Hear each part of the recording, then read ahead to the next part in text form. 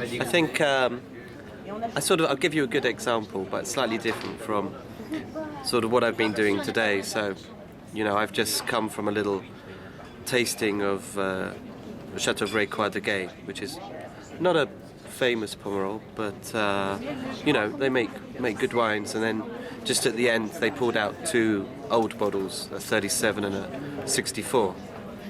And the 37, if I gave it to you blind, you'd think it was 3 years old. Had like a honeyed richness. There was no oxidation in the glass. It got better and better. And how many wine regions can give you that kind of wine? But we're not talking at the auction house and thousands of pounds, but just a sort of normal good Pomerol wine that just can age for 70 years and still give pleasure. More than a curiosity. I think that's important. Other wine regions, of course, every wine region has wines that can age brilliantly. I don't think Bordeaux has the exclusivity on that. But I think in terms of the number of wines that can age, and the fact that I don't think it's exclusive to first growth, that you'll be surprised how well some of the lesser wines can age as well. I think that's very particular to Bordeaux. That's why you can do like a horizontal tasting of 82, 61, 45 if you're lucky. You can't do that anywhere else, even Burgundy. You can't, well, maybe you could, but once in every 100 years or something. But Bordeaux, if you want to have a look at a moment in time through a wine region, really the only place you can do that is Bordeaux.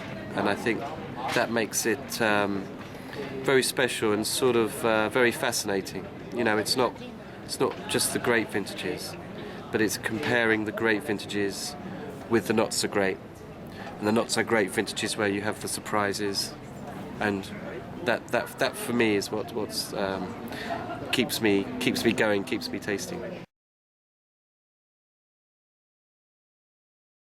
I think terroir is fundamental. I mean, we're here in Saint-Emilion, and we've got Pomerol nearby, and you can walk 10, 20 meters and you can see the difference in the soil, and there's a big difference in the kind of fruit you get.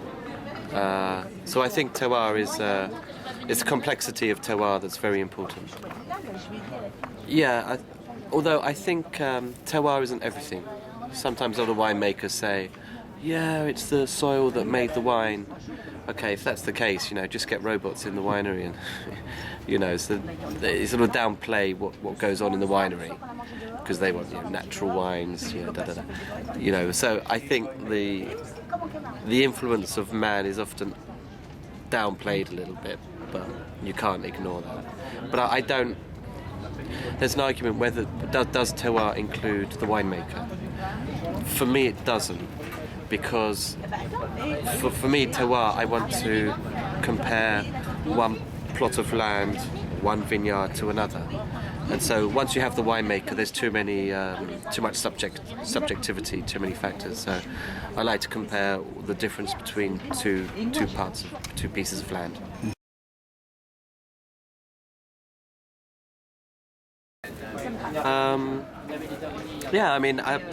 Great example. I was with, if you go to say like Trotanoir, just if you get out the car, just have a look at the size of the pebbles in Trotanoir. It's amazing how big they are. You have to get out the car and pick one up to really appreciate it, and then go somewhere else and just compare. And if you go on a sunny day like this, you can feel that heat coming up from the stones. So think of the heat coming down, think of the heat coming up. It's going to have a big influence on the grapes. That's terroir. And it will be, go to the other side of the road, 5 meters, and you'll see it's different. It's not so stony. So it's amazing that you think in ancient times they built that lane, kind of where the terroir changes.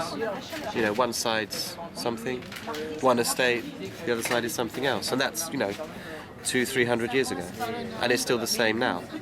That's why they were trying to buy vineyards, you know, to get the good terroir. Yeah.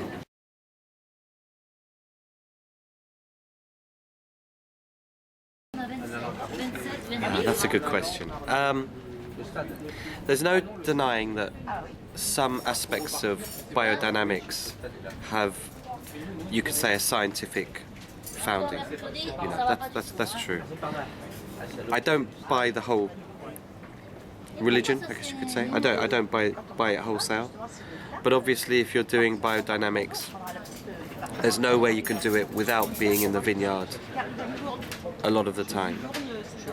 And so that's the sort of $1 million question. Is the wine better because you're in the vineyard all the time? Or is it better, you know, because of the biodynamic practices?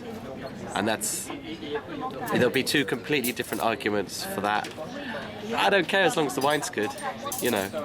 It doesn't bother me. It's when things go bad. That's when. It's alright when it's nice weather and you have a great growing season. But you get like, when it starts raining, you know, that's when I think you can get problems. But that's why you're getting a lot of winemakers that are sort of, you know, part-time. You know, they take the pieces that works for them. They're not looking for certification, and maybe that's if that creates better wine, then that's a good thing. But you know, sometimes it's used as a sort of marketing tool, and I'm a little bit suspicious of that. You know, a good wine is a good wine. It can be biodynamic, maybe it's not.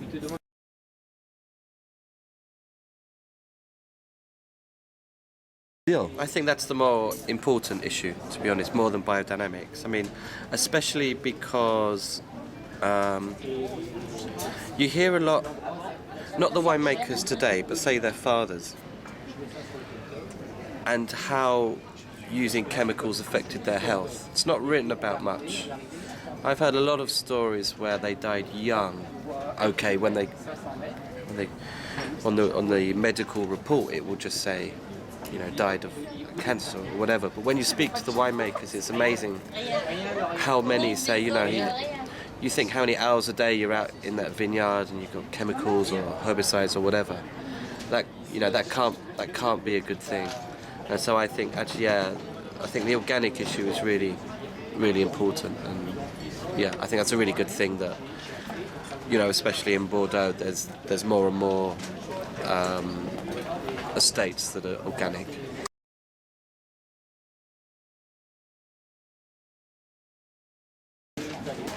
I think so. I think if you, well, it depends what wine it is. I mean, for the general consumer, no. They go to a supermarket, they'll go for what's cheap, generally. But as you go up, yeah, I think if they know that, you know, it's organically made or it's a sustainable vineyard, that's a good thing for the environment. So, you know, yeah, I think it's a good thing. It's important for consumers.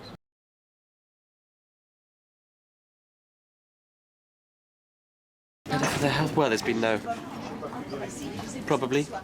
The one thing I will say, just to play devil's advocate a little bit, I've tasted a lot of wines, old wines, from the era when they did dump a load of chemicals on the vineyard. It's amazing how good they are. So morally, I want to say, you know, some wines from the 70s, for example. You know, this wine was probably made with huge yields and with a lot of chemicals on it. But some of them are very, very good. You know, so that is true. You can't just say it's impossible to make a very good wine, but you know, and ecologically, morally, and for the future, because you know, like a winemaker, you know, their children will inherit the vineyard. Yeah. Hopefully. Right. Usually, so you know, it's like, well, what are those children going to inherit? You know, if you've had chemicals dumped on it for 20, 30 years, you know, it's not a good thing.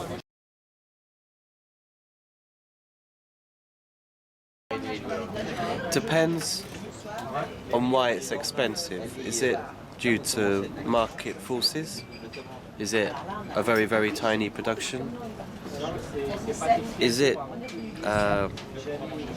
because of the kind of kudos, that's attached to the name. That sort of goes into the sort of branding or the luxury brand, Is it because, critics give high points and, there's, or is it because, the winemaker wants to make a sort of cult wine and, right, I'm going to charge 200 euros or whatever, and that's just like a luxury product, and that's what it's going to be, which I don't think works, by the way. So there's lots of different factors, but for me personally, a lot of it comes down to the sort of the history. I want to see a track record. For me, like, longevity in a wine is very important. A wine that's great for 3 years and then falls apart. There's lots of great New World wines that do that for 5 or 6 euros. But if I want a wine that I think, I'm going to share this with my children on their 18th birthday, that's something kind of special. So, and something that I would be willing to pay for. And I think a sort of lot of people like that. I think it's changed. I've been doing this for like 15 years, I guess, and it's changed a lot in that time. Especially like I'm from the UK, and I can see the shift in say the people that would buy Grand Cru Classé completely. I can see like 10 years ago, if I did like an offline, where friends have got together through the internet to taste a chateau, that sometimes there will be a first growth or something like that. Whereas nowadays I never see that. People can't afford to do it, which is a shame, really. Because they're made to be consumed and enjoyed. So I'm very much kind of the sort of speculative aspect of wine is kind of I think in some ways depriving a generation, maybe my age, of just having a Latour just one time in their life. That's, even if it's just one time, that's a great thing. Oh, it's just like just to drive a Ferrari once in your life, or go skiing in a fantastic resort, just to experience it, just to say you've done it.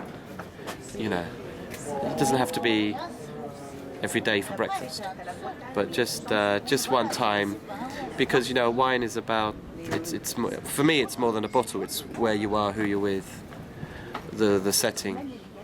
So if you say, remember where we drank that Chateau Margaux at, on our first date or something, if you're lucky. I think that's a great thing. And wine should be like that.